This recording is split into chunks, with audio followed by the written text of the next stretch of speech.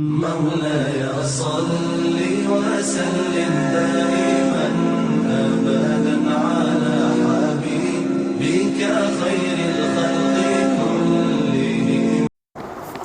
بسم اللہ الرحمن الرحیم. اصلاحی مجلس نمبر 29.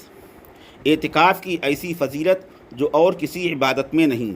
گھروں میں اعتکاف کرنے کا مسئلہ حدیث کی روشنی میں خاص پابندیوں کے ساتھ کسی مسجد میں اعتکاف کی نیت سے ٹھہرنے کو اعتکاف کہتے ہیں، جس کی بنیادی شرطیں دو ہیں: ایک اعتکاف کی نیت کا ہونا، دوسرے مسجد کا ہونا. فتح الملہم شرح مسلم صفحہ 195 جلد نمبر 3.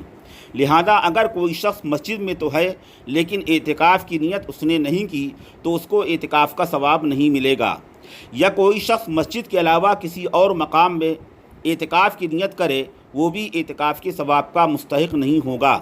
یہ نفلی اعتکاف رمضان و غیر رمضان ہر موسم میں ہو سکتا ہے.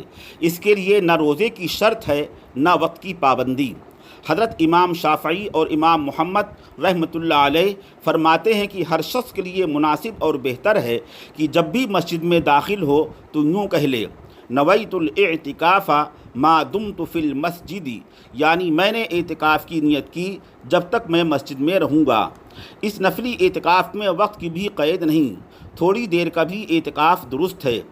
نماز کے انتظار میں یا کسی بھی کام سے جب تک مسجد میں رہے گا اس کو برابر اعتکاف کا ثواب ملتا رہے گا. اگر مسجد سے باہر چلا گیا تو آنے کے بعد دوبارہ اس کو اعتکاف کی نیت کرنا چاہیے. یہ ساری تفصیل ملا علی قاری رحمۃ اللہ علیہ نے شرح مشکات میں تحریر فرمائی ہے. مرقات صفحہ 523 جلد نمبر 3. رمضان میں ایک عشرے کے اعتکاف کا ثواب 2 حج اور 2 عمرے کے برابر ہے. رمضان شریف میں اعتکاف کی اہمیت اور اس کا ثواب بہت زیادہ ہے جو بظاہر دوسری عبادتوں میں نہیں. ماہ رمضان میں نفلی اعتکاف تھوڑی دیر کا بھی ہو سکتا ہے، لیکن پورے عشرے کا اعتکاف کرنے کی خاص فضیلت ہے.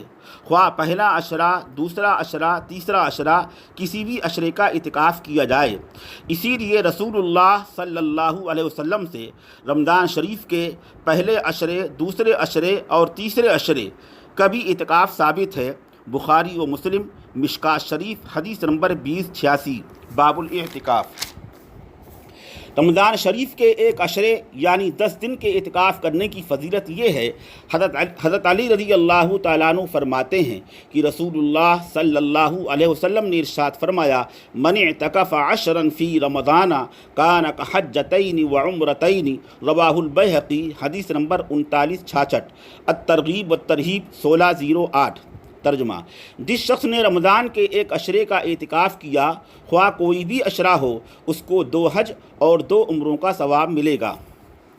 اعتکاف کی ایک اور بڑی فضیلت جو دوسری عبادتوں میں نہیں پائی جاتی.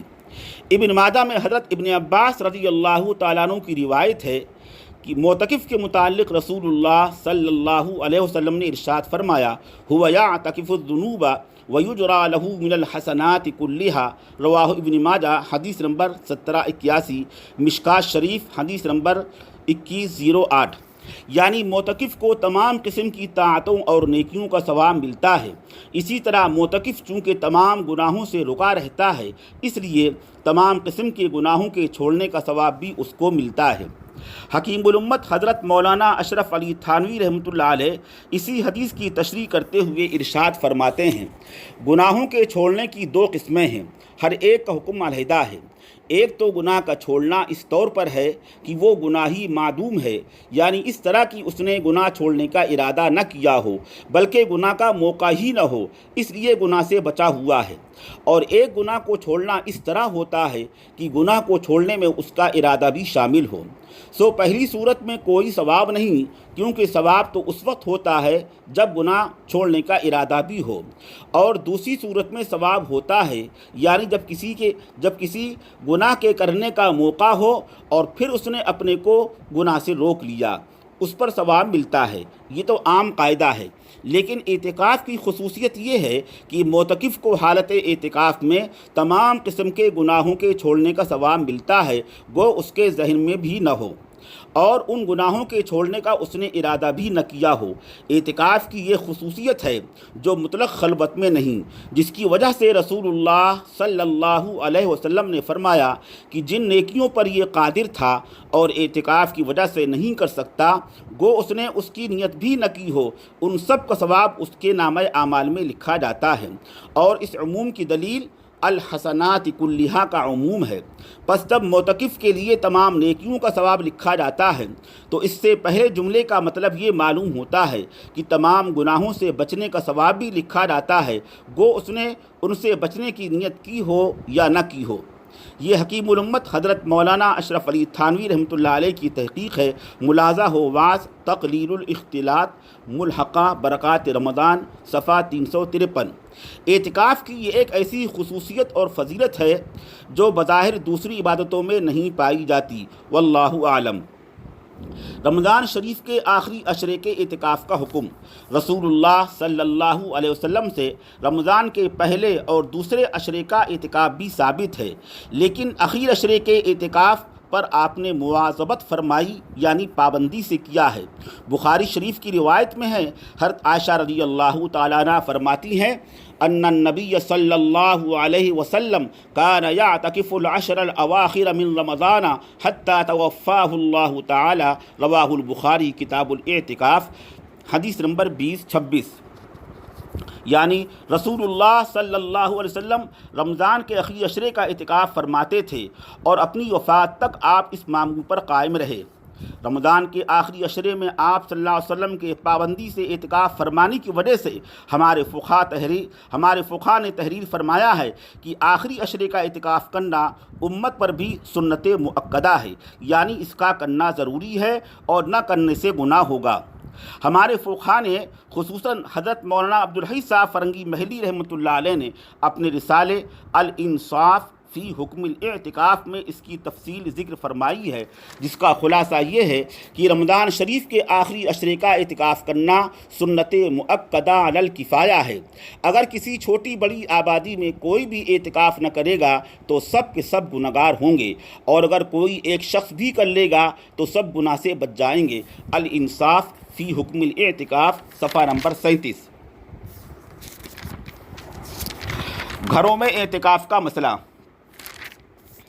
واضح رہے کہ ماقبل میں اعتکاف کے جو فضائل اور خصوصیات بیان کی گئی ہیں، اس کا تعلق اسی اعتکاف سے ہے جو شرعی اعتکاف ہو، جس کے لیے مسجد کا ہونا بنیادی شرط ہے۔ فتح الملہم شرح مسلم میں علامہ شبیر احمد صاحب عثمانی رحمۃ اللہ علیہ نے آیت وَلَا تُبَاشِرُوهُنَّ وَأَنْتُمْ عَاكِفُونَ فِي الْمَسَاجِدِ سے اچھی طرح ثابت فرمایا ہے کہ شرعی اعتکاف کے لیے مسجد کا ہونا ضروری ہے۔ ملاحظہ ہو فتح الملہم کتاب الاعتکاف صفحہ 195 جلد نمبر 3 مطبوعہ مکتبہ مدنیہ لاہور۔ اس لیے مسجد کے علاوہ کسی اور مقام مثلاً گھر یا میدان وغیرہ میں اعتکاف کرنے سے وہ اعتکاف شرعی اعتکاف نہ کہلائے گا، نہ ہی اس اعتکاف سے سنت مؤکدہ کی ادائیگی ہوگی، اور نہ ہی وہ اجر و ثواب ملے گا جو معتکف کو ملا کرتا ہے، کیونکہ اس کے لیے تو مسجد شرط ہے۔ رسول اللہ صلی اللہ علیہ وسلم نے اپنی پوری زندگی میں کبھی گھر میں اعتکاف نہیں فرمایا، حالانکہ آپ کا گھر مسجد سے بالکل متصل تھا۔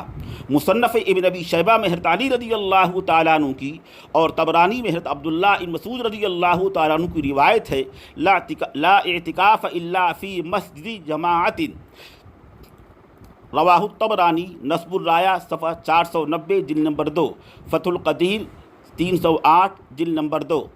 یعنی مسجد جماعت کے بغیر اعتکاف درست نہیں۔ بیہقی میں حضرت عبداللہ ابن عباس رضی اللہ تعالیٰ عنہ کی روایت ہے، ان من البدع الاعتکاف فی المساجد التی فی الدور، فتح القدیر صفحہ 308 جلد نمبر 2۔